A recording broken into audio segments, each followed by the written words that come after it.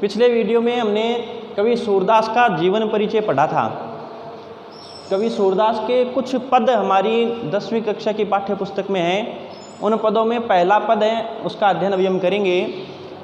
पहले पद में कवि सूरदास जी ने वर्णन किया है कि जब भगवान श्री कृष्ण पहली बार राधा से मिले और राधा से मिलने के बाद उनके बीच में कौन कौन सी बात हुई, उस बात का पूरा वर्णन पहले पद में सूरदास जी ने किया है। इस पद में कुछ शब्दार्थ हैं जो पहले यहाँ लिखे हैं। बूझत पूछते हैं, काकी किसकी, खोरी गली, तन और या तरफ, पोरी दहलीज, श्रवणनी कानों से, ढोटा पुत्र, दधी दही।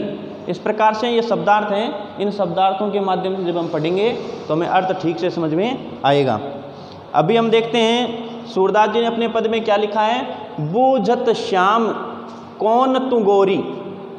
सूरदास जी वर्णन करते हुए कहते हैं कि जब राधा पहली बार ब्रज में आई तो भगवान श्री कृष्ण राधा से पूछते हैं, बूझत श्याम कौन तू गोरी, हे गोरी तुम कौन हो। यहाँ गोरी शब्द राधा के लिए काम आया है। सूरदास जी राधा से पूछते हैं कि हे गोरी तुम कौन हो। कहाँ रहती काकी है बेटी, कहाँ रहती हो। काकी है बेटी, किसकी बेटी हो, किसकी पुत्री हो। देखी नहीं कबहु ब्रज खोरी, तुम्हें कभी भी ब्रज की गलियों में मैंने देखा नहीं है। खोरी का अर्थ होता है गली।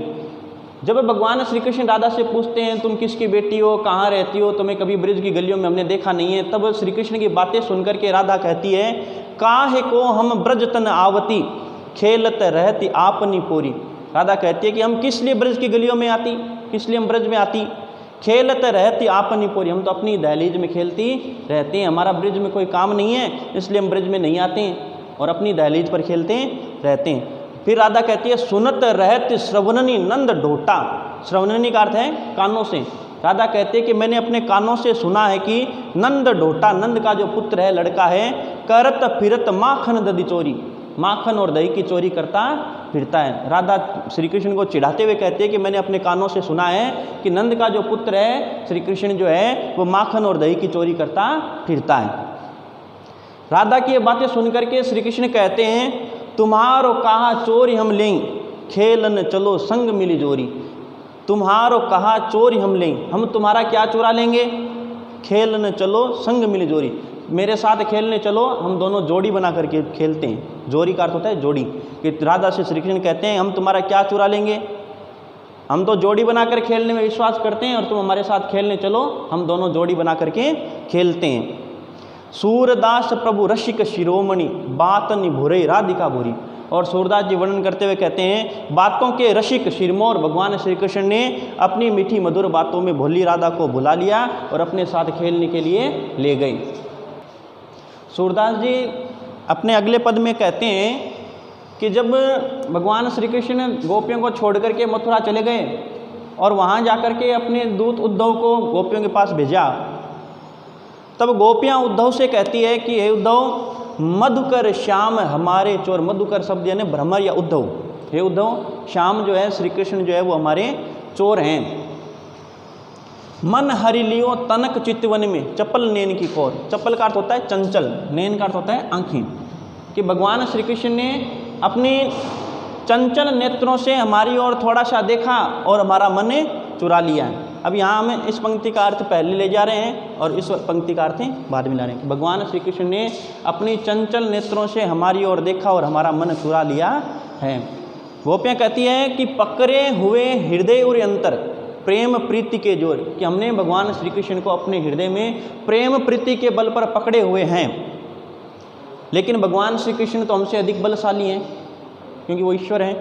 गए छड़ाई तोड़ सब बंधन, भगवान श्री कृष्ण हमें छोड़ करके सारे बंधनों को तोड़ करके चले गए हैं। दे गए हंसनी अंकोर, अंकोर का अर्थ होता है रिश्वत। कि भगवान श्री कृष्ण हमें छोड़ करके चले गए और जाते समय रिश्वत रूपी एक हंसी दे गए। कि जब भगवान श्री कृष्ण गोपियों को छोड़ करके मथुरा जा रहे थे तब भगवान श्री कृष्ण गोपियों की ओर हंस करके गए, जिससे गोपियाँ कहती है कि भगवान श्री कृष्ण जो हमें छोड़ करके चले गए और रिश्वत रूपी हंसी दे गए। चौकी परी जागत निश बीती, निश का अर्थ होता है रात, निश का अर्थ होता है रात। गोपियाँ कहती है कि हमें लगता था कि भगवान श्री कृष्ण लौट करके आएंगे, लेकिन जैसे निशी रात बीती हम चौंक करके जाग गई। दूत मिलो एक भौर, और हमें उद्धव के रूप में भौरे का जैसा एक दूत मिला। अर्थात गोपियों को ये उम्मीद थी कि भगवान श्री कृष्ण हमसे मिलने के लिए आएंगे, लेकिन जैसे ही रात बीती चौंक करके गोपियाँ जागी और उन्हें तो उद्धव के रूप में श्री कृष्ण का भेजा हुआ दूत मिला।